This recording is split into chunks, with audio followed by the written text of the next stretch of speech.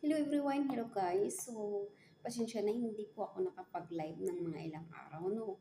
So, thank you so much sa lahat ng mga nag-subscribe sa YouTube ko at sa lahat ng mga nag-chat-chat, nagbi-message sa akin dahil ginaguide po nila ako sa mga bagong pag-edit. Thank you so much. Ayan. So, napakabait yung mga ano natin, no? Yung mga vlogger. Ayan. Tinutulungan talaga yung mga baguhan. So, thank you din sa lahat ng mga nag-view. So, I hope mayroon kayong mga natutunan kahit konti. So, lahat po ng mga ina-upload ko is about po sa mga na-experience ko para yun din po magkakaroon kayo ng idea. So, yun. Maraming nagtatanong sa akin is paano ba daw kumuha ng passport, guys. Ayan. Ay, sorry. So, maraming nagtatanong po sa akin. So, ito po.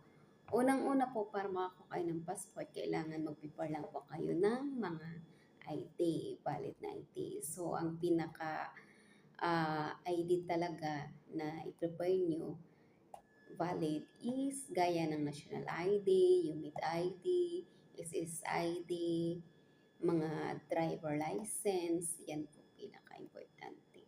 And syempre, mayroon din pong kailangan nyo pong kukuha ng gaya ng SSS, Pag-ibig, PhilHealth, pupunta kayo ng OWA, magpipidos po kayo, lalo na sa mga baguhan, first time mag-abroad. So, sa mga first time mag-abroad, importante talaga na magpipidos po talaga kayo at saka mag-OWA. So, bukod yan, pag natapos na yan, okay na po lahat, ipapaserox nyo po lahat ng mga requirements nyo. Pag na-xerox nyo na po yung lahat ng mga requirements nyo, ayan, so pwede na po kayong magpapagawa ng passport. So, ang pagpagawa po ng passport is, kung gusto nyo po yung makuha siya, pipick upin nyo, medyo matagal po siya.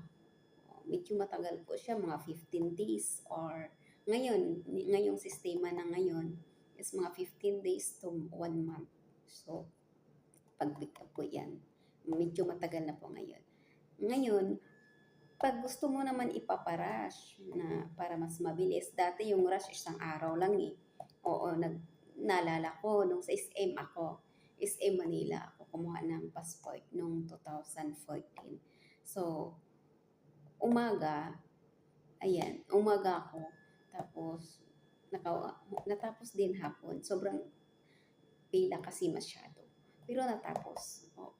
Hapon, isang araw lang nga. Oo. Pero ngayon, iba na po yung rules. Pag rush ngayon, nagulat nga ako nung kumuha ako ng passport eh. Ayun. So, ang rush po is 5 to 7 days. So, yun. Yan po yung rush natin. So, ayun po. Sa lahat ng may mga katanungan about sa pag-abroad, syempre, kailangan nyo po ihanda yung sarili nyo. So, kailangan nyo maging lakas ng loob at laging pinaka-the best talaga is magpipray bago kayo umalis. Para, syempre, pagkagabayan po tayo ng Allah sa taas. So, congratulations po sa lahat. Thank you so much sa lahat ng mga nagkakaroon po ng idea. So, ang goal po natin is makakatulong po sa lahat ng kapwa natin na local man or all gusto mang mag-abroad. Ayan. Kasi nagbibigay din po ako ng mga idea about sa pinagkakitaan pag nasa Pilipinas ka.